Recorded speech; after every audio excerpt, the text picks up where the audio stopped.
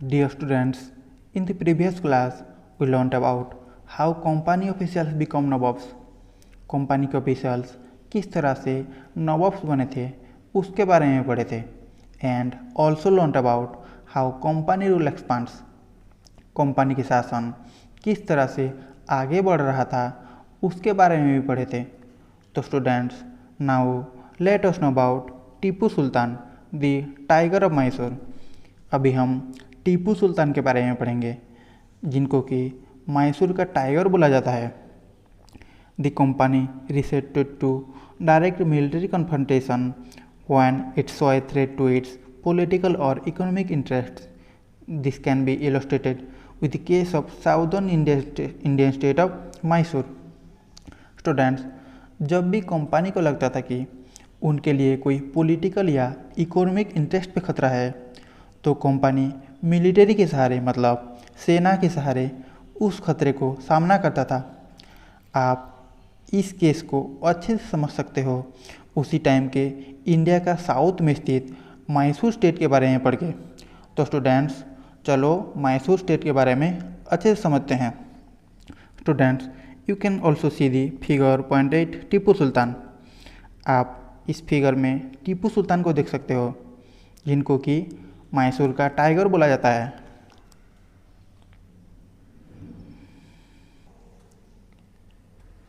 Students, Mysore had grown in strength under the leadership of powerful rulers like Hyder Ali and his famous son Tipu Sultan. Haider Ali और उनके बेटे टीपू सुल्तान के शासनकाल के दौरान मैसूर एक बहुत शक्तिशाली स्टेट था। हैदर अली ने 1761 से 1782 तक शासन किए और उनके मशहूर बेटे टीपू सुल्तान ने 1782 से लेकर 1799 तक शासन किए थे। Mysore control profitable trade of the Malabar coast where the company purchased pepper and cardamom. जो मालाबार कोस्ट में ट्रेड होता था, उस एरियाज को मैसूर अपने कंट्रोल में रखती थी, अपने नियंत्रण में रखती थी, जहां पर कंपनी पेपर और कार्डामम खरीदती थी। इन 1785, Tipu Sultan stopped the export of sandalwood, pepper, cardamom through the ports of his kingdom and disallowed local merchants from trading with the company.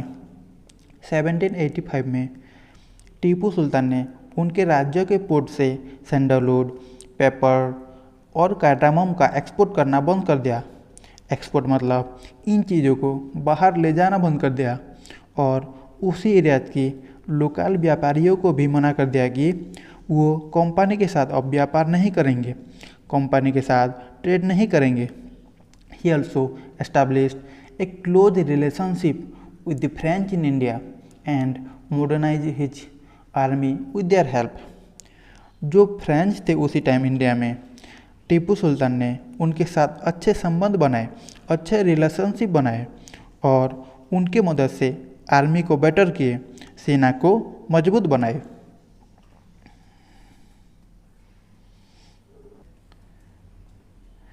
Students, the British were furious. They saw Hyder and Tipu Sultan as ambitious, arrogant and dangerous rulers who had to be control and crossed. Britishers को बहुत गुस्सा आ रहा था। Britishers को लगा कि हैदर अली और टीपू सुल्तान बहुत उच्चाकांक्षी, जिद्दी तथा खतरनाक हैं, जो कि आगे जाके उनका बहुत नुकसान करेंगे। तो ब्रिटिशर्स ने सोचे कि उन रूलर्स को कंट्रोल करना पड़ेगा और दबाना पड़ेगा। 4 wars were fought with Mysore. Only in the Battle of Seringapatam did the company ultimately win victory. Tipu Sultan was killed defending his capital Seringapatam. Mysore was placed under the former ruling dynasty of the Udayyars and a subsidiary alliance was imposed on the state. तो student, Britishers और Mysore state के बीच 4 युद्ध हुआ था। तो सिर्फ last battle में, battle of Seringapatam में कंपनी ने जीता था। अपनी कैपिटल सेरिंगापटम को बचाते हुए टीपू सुल्तान की हत्या हो गई।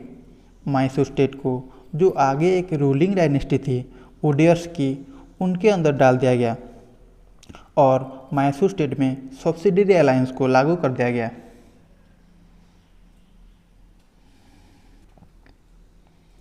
Students, now you can see the figure 29. Cornwallis receiving the sons of Tipu Sultan as hostages, painted by Daniel Urme in 1793.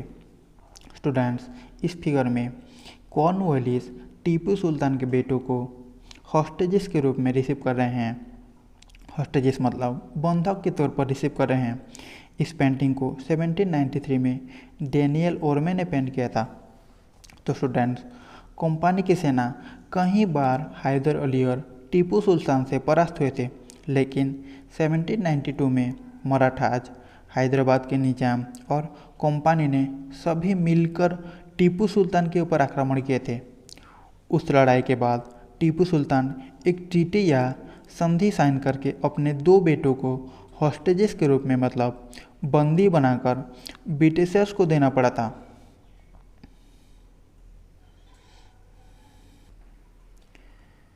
Students, now you can see the figure 10, Tipu's toy tiger. This is the picture of a big mechanical toy that Tipu Sultan possessed. Students, ये एक बड़े mechanical toy का picture है जो कि टीपू सुल्तान के पास था। आप देख सकते हो कि टाइगर सोल्जर के ऊपर हमला कर रहा है। जब उसका हैंडल को ऑन किया जाता था तो उस टॉय टाइगर ज़ोर से रोअर करता था, आवाज़ निकलता था और सोल्जर से डरकर चिल्लाने का आवाज़ भी आता था। अभी इसी टॉय टाइगर को लंदन के विक्टोरिया और अल्बर्ट म्यूजियम में रखा गया है। ब्रिटिशर्स इस टॉय टाइगर को उसी दिन ले गए थे जब टीपू सुल्तान अपने कैपिटल सेरिंगापटम को प्रोटेक्ट करते हुए मर गए थे। ये दिन था 4 मई 1799। तो this is all about Tipu's toy tiger. Students, let us know about the legend of Tipu Sultan. Students, लोगों की बातें, कहानियाँ, इस सब से हमें पता चलता है कि किसी भी राजा ने कैसा काम किया है या उसकी जो ब्रेवरी होती है वो फोकलोर के थ्रू, स्टोरीज के थ्रू या पोएम के थ्रू बताई जाती है। तो स्टूडेंट्स, यहाँ पर हम टीपू सुल्तान के एक लीजेंड के बारे में जानते हैं। लीजेंड मतलब उनकी एक अपूर्व कहानी के बारे में जानते हैं।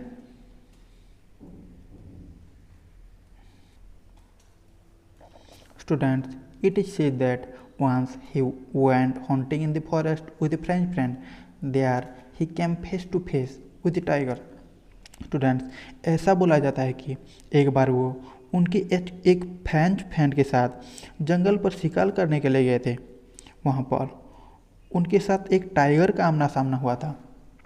उसी टाइम पे उनका बंदूक भी काम नहीं किया था और उनका कटार भी गिर गया था।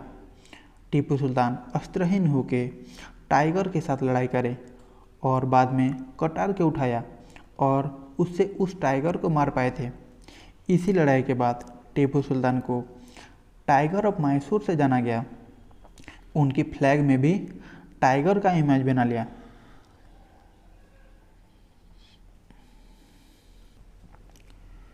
Students, let us know about war with Marathas. Marathas के साथ ब्रिटिशर्स की कैसे लड़ाई हुई थी उसके बारे में जानते हैं। From the late 18th century, the company also sought to curb and eventually destroy Maratha power. With their defeat in the Third Battle of Panipat in 1761, the Maratha dream of ruling from Delhi was shattered. Students, 18th century के and तक आते आते company चाहती थी कि जो मराठा थे उनकी पावर पर रोक डालें और उसको डिस्ट्रॉय करें, जो उनका फैलावट है उसको कम कर दें। जब मराठाज की थर्ड बैटल ऑफ पानीपत में हार हुई थी 1761 में, उसके बाद मराठाज का जो एक सपना था कि दिल्ली पे रूल करना है वो बिल्कुल टूट चुका था। They were divided into many states under different chiefs belonging to dynasties such as Scindia, Holkar, Gaikwad and Bhosle.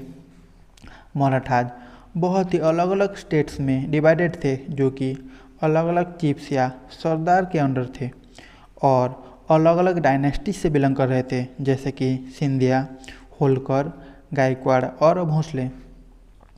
These chiefs were held together in a confederacy under a Peshwa or principal minister who became its effective military and administrative head based in Pune. इन सारे चिफ्स मिलकर एक confederacy या एक संघ बनाए थे, जो कि एक पेशवा के अंडर में था। पेशवा होता था प्रिंसिपल मिनिस्टर। इसी पेशवा मिलिट्री और एडमिनिस्ट्रेटिव हेड भी था, जो कि पुणे में रहता था। महदजी सिंधिया और नाना फडनीस ये दोनों लेट 18th सेंचुरी के दो फेमस मराठा सोल्जर्स और राजनेता थे।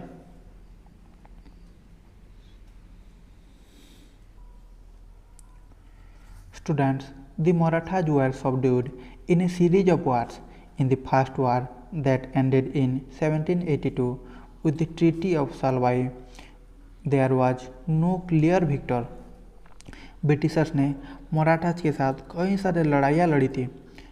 उसके बाद ही ब्रिटिशर्स ने मराठास को हरा पाए थे।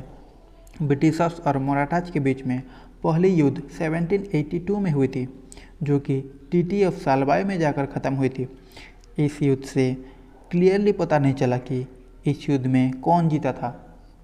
The second Anglo Maratha war was fought on different fronts, resulting in the British gaining Odisha and the territories north of Yamuna River, including Agra and Delhi. Second Anglo Maratha war मतलब एंग्लो मतलब अंग्रेज, तो अंग्रेज और मराठाज के बीच सेकेंड एंग्लो मराठा वार हुआ था। तो सेकेंड एंग्लो मराठा वार अलग अलग इलाकों में 1803 से 1805 के बीच में हुआ था, जिसके बाद ब्रिटिशर्स ने उड़ीसा पर कब्जा जमा लिया था और यमुना रिवर की नॉर्थ का इलाका जैसे कि आगरा और दिल्ली भी उनके कब्जे में आ गया था। Finally the third Anglo Maratha war of 1817-19 crossed the Maratha power. The Peshwa was removed and sent away to Bithur near Kanpur with a pension.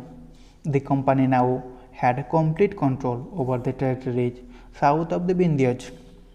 Finally Britishers और मराठास के बीच में थर्ड एंग्लो मराठा वार हुआ था, जो कि 1870 से 1890 के बीच में हुआ था।